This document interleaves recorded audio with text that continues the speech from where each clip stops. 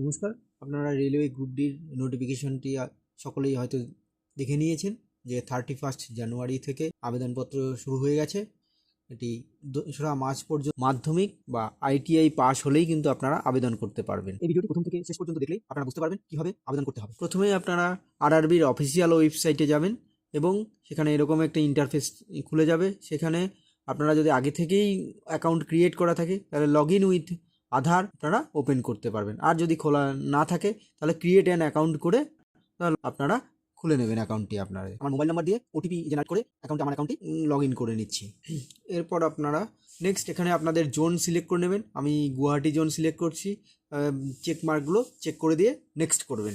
এরপর আপনার রেজিস্ট্রেশনের সময় দেওয়া পার্সোনাল ডিটেলসগুলো অটোমেটিক এখানে ফিল আপ হয়ে যাবে।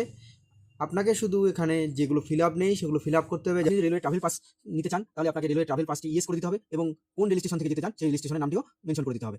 এরপর আপনি যদি এই ক্রাইটেরিয়াগুলোর মধ্যে কোনোটির মধ্যে একটি পড়েন তাহলে ইয়েস করবেন, আর যদি না পড়েন নো করে দেবেন। এরপর আপনার ব্যাঙ্ক ডিটেলস দিয়ে দেবেন।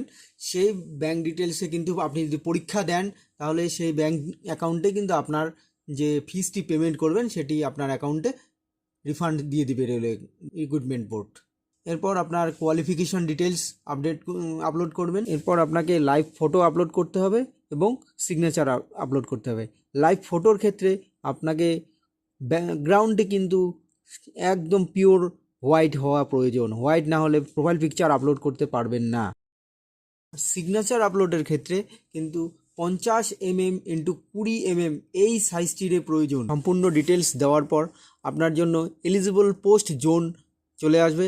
আপনি এই এলিজিবল পোস্ট জোনের এক এক করে সিলেক্ট করবেন। আপনার যে পোস্টগুলো পছন্দ সেই পোস্টগুলো এক এক করে আপনি সিলেক্ট করবেন। পোস্ট জোন সিলেক্ট হয়ে গেলে চেক বক্সটিতে ক্লিক করবেন এবং নিচে যে জায়গা থেকে আপনি অ্যাপ্লাই করছেন আপনার অ্যাড্রেসটি বসিয়ে দেবেন। এরপর নেক্সট আপনি ফাইনাল সাবমিশনের আগে আপনার অ্যাপ্লিকেশন ডিটেলসটি আরেকবার ভালো করে চেক করে নেবেন, কোথাও কোনো ভুল রয়েছে কি না। কোনো এডিট করার থাকলে এডিট করবেন, আর যদি এডিট করা না থাকে সেক্ষেত্রে আপনি সাবমিট অপশনে ক্লিক করবেন।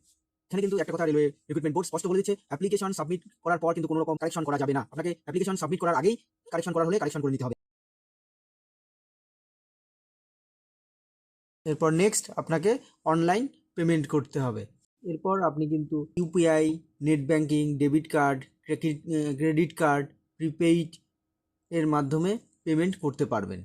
পেমেন্ট হয়ে গেলে পেমেন্ট সাকসেসফুল আসবে এবং এরকম একটি রিসিপ্ট বেরোবে। এটি আপনারা প্রিন্ট করে রেখে দিতে পারেন।